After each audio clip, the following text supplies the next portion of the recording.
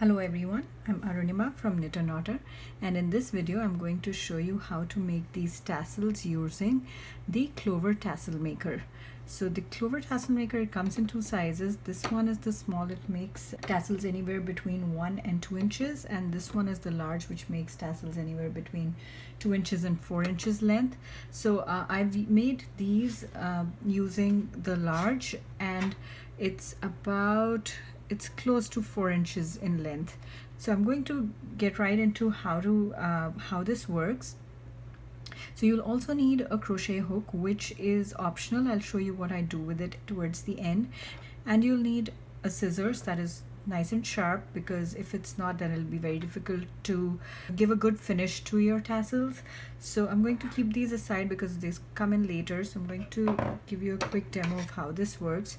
So here is the tassel maker. There is this little space here and here that makes it easy to cut when we get to that. There are these 3 indicators over here, so you can use these indicators to line up the two say sides of this. There are these screws which can be opened to change the alignment of these two panels. So if you want to make a tassel of 1 inch length, then this is the adjustment you will use. But if you wanted it a little longer, then you just open these 2 screws a little bit, and these 2 plates sort of just slide.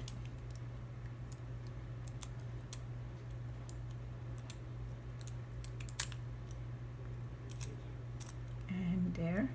You can make your tassels by aligning these individual indicators, and you have to make sure that you get the same one on both sides. So just tighten the screw on this side and then flip it over, and then tighten it on the other side.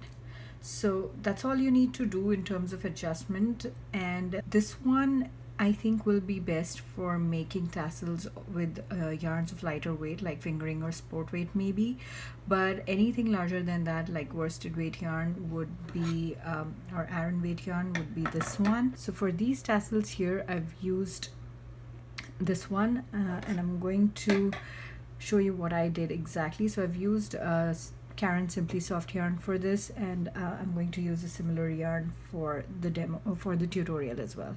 So what I did was I opened these screws, I unscrewed it a little bit, not all the way, because then these can come out, and if they come out, that's fine, you can put them right back in, and just pull the 2 plates apart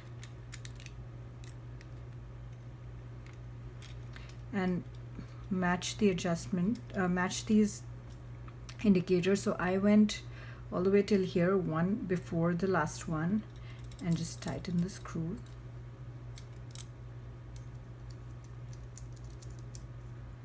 And that's all you need to do to adjust.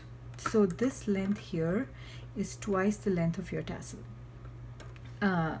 So based on that, you can figure out what length what adjustment you want it to be at. So the first thing you have to do is you flip this over, and there is this little space over here. You just put your yarn there, so that'll keep it in place.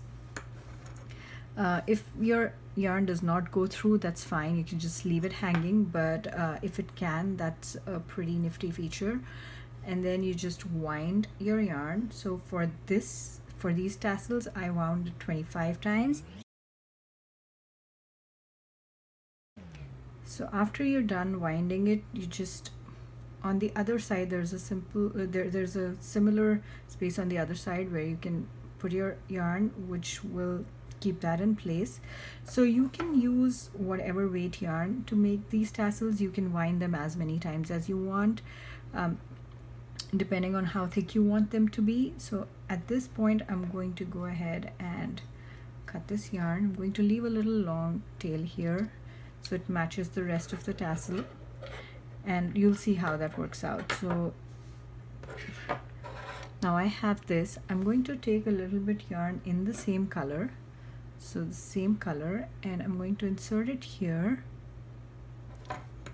and take it out from the other side, making sure that these both are say within in between these two ends of the yarn. So just going to go ahead and make a knot. At this point, if this yarn comes out, that's fine. I don't need it to be attached anymore. And I'm going to make a knot.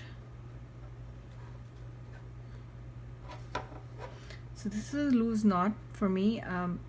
I usually make it a slightly tighter, but I'm okay with this right now. So I'm going to, now that I have this, I'm going to go ahead and cut on both sides. So I'm going to cut on this side and this side. Make sure that this where you attached is almost at the center. So I'm just going to hold this over here. Make sure that this doesn't fall off after I cut. So after I cut from one side, this sort of becomes loose. So I'm just making sure that I'm holding it properly. And take a scissors. So this is very useful because the scissor slides right in, and I cut. And then on the other side, same way. So I'm holding it at this point so it doesn't fall off.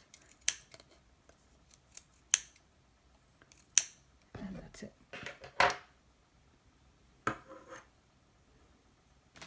So that's how it's looking right now. And here. So at this point you can see that it is fairly even, but this is not really at the center. So I'm going to adjust it a little bit. And that looks better.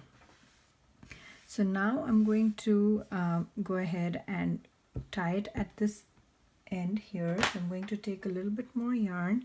I'm using the same color, but you can choose whatever color you want. So I'm leaving a little bit of a tail and just pick this up and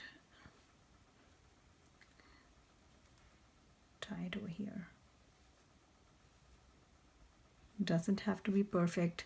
I'd like to not make it very tight, but you can make it as tight as you want, and you can wind it as many times as you want.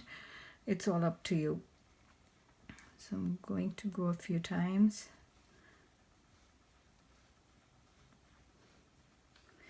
And then I'm going to make a knot.